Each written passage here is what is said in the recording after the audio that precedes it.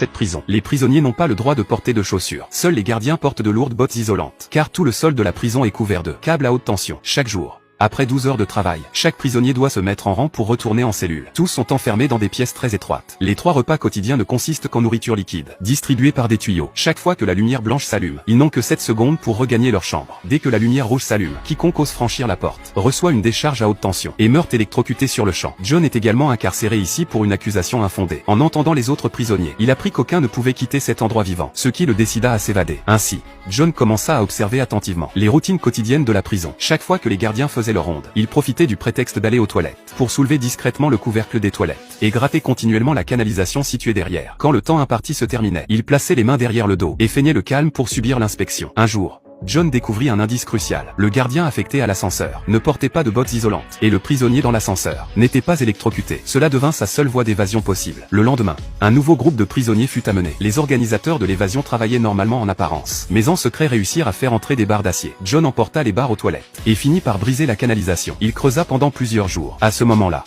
les gardiens escortaient de nouveaux prisonniers. La canalisation fissurée laissait filtrer de l'eau qui mouillait rapidement le sol. John cacha la barre d'acier avec les mains derrière le dos, retourna à son poste comme si de rien n'était et attendit l'occasion d'insérer la barre dans la rainure de commande de l'ascenseur. De l'autre côté, 2 complices se bagarrèrent intentionnellement pour attirer l'attention des gardiens. John saisit l'instant, inséra la barre métallique dans la fente de commande de l'ascenseur. La prison sombra dans un chaos total en un instant. Bien que les gardiens eussent des armes, leur nombre était largement insuffisant. Ils hurlaient désespérément dans leur talkie-walkie, ordonnant à la salle de contrôle centrale de mettre l'électricité. Mais au moment où le courant envahit la prison, les prisonniers sautèrent sur les tables et les plateformes. Ceux qui étaient trop lents moururent électrocutés sur le champ. Cependant, l'eau qui se répandait rapidement provoqua des courts-circuits, désactivant complètement tout le système électrique. Les gardiens restants furent impuissants. Les prisonniers s'emparèrent des armes, envahirent la salle de... Si tu souhaites télécharger le film complet, regarde dans les commentaires de cette vidéo, le lien est juste en commentaire. Merci.